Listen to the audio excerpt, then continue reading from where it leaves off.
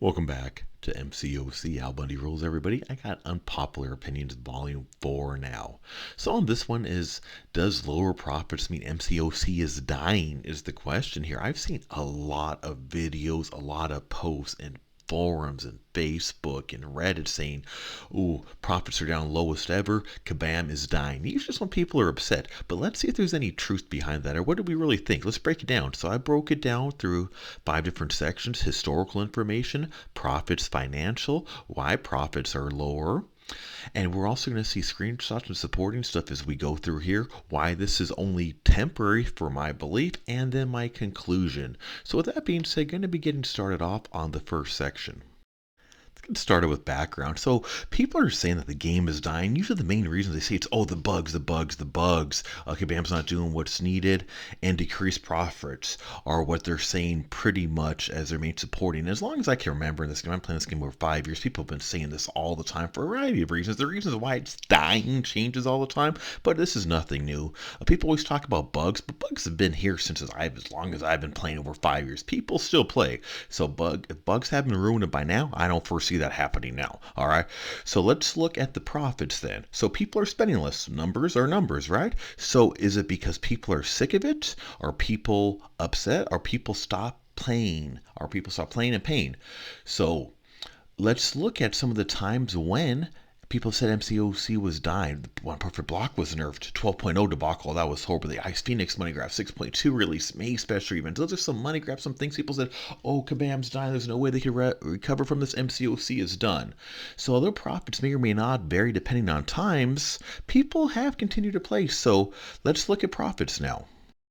So looking at profits, obviously they need profits. Kabam's not a non-profit. Obviously they need to make a profit just like any other business. And when people talk about, oh, they just want to make money, of course they do. They're a business. What business for profit doesn't want to make money? So looking here, this is as of May 2021, we see they're still very profitable on Mcoc, easily Netmarble only Kabam's most profitable here. Also making over 400,000 downloads last month and making 8 million with nothing too much going on. And that's from this specific look alone. Over on the Android iOS, over here on the Apple side, we'll see the daily revenue going on, still number 30 on top grossing over here with over 23,000 installs daily. So people do quit, people do leave, people might stop spending, but guess what?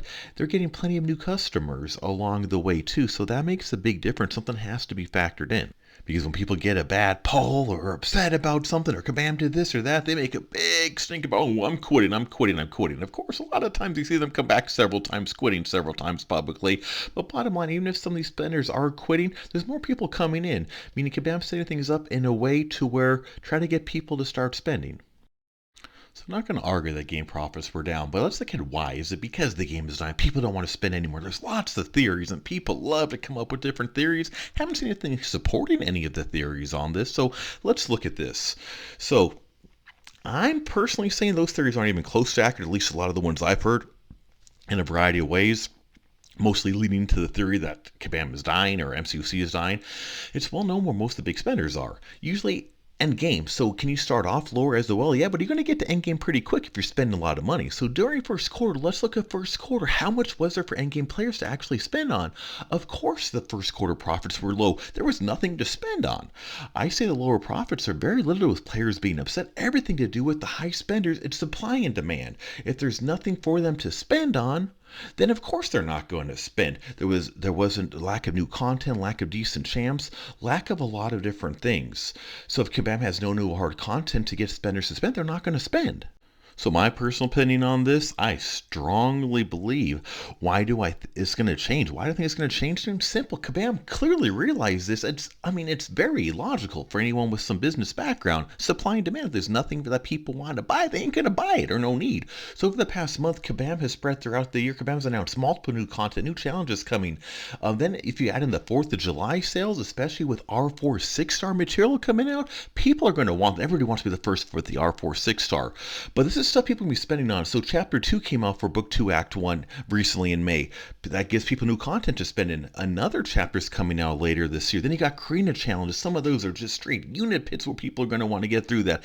And they were smart. They did like a profile pic for people to brag to make it quicker, meaning people are going to buy units to get this. It's giving people, look at this trend. Are they trying to make money? Of course, they're a business. Then there's the Grandmaster Gauntlet.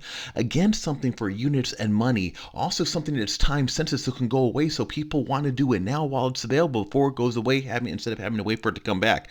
Then Summer of Pain, finally a year later. Not 100% sure what that all entails. I'll be willing to bet people are going to be spending units for it. This is all stuff coming out right now or very, very soon. Then there's arenas.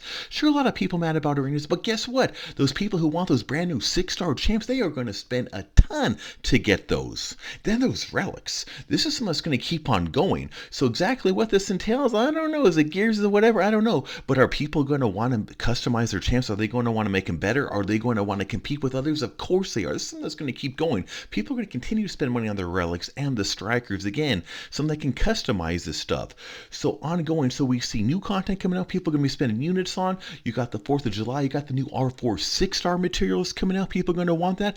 Then you got these relics and strikers coming out. So all this. So first quarter, there was like nothing to spend on. Now, guess what? There is like nonstop everything to be spending on right now. So that is something we have to look at. A major difference right now between the first quarter low and the end. Again, sure, whales got to start somewhere, but guess what? They're going to want to spend to get quicker up to the top to where they are in the end game. Once they beat everything, once they've got everything, there's nothing else for them to do. People can say people are quitting, not spending whatever supports the logic in their head because they're mad. Kabam stays very profitable. Mcoc is a big bread and butter as part of that. Kabam may have made smaller profits than normal, but that's because they were a little slow to adapt to their primary customer base. They've clearly adapted to that. I think you're going to see some of the highest profits they've ever had coming up very soon, personally speaking. Again, one lower profit than normal quarter means very little in the business world. As long as they recover with everything coming out, I don't see any way they're not recovering. I hope you like this video. Don't forget to check out my other Unpopular Opinion series. Don't forget to click that top left icon, subscribe. Don't forget my tutorials, walkthroughs, all kinds of good material and stuff for you to watch. Thanks so much for watching. Turn notifications on.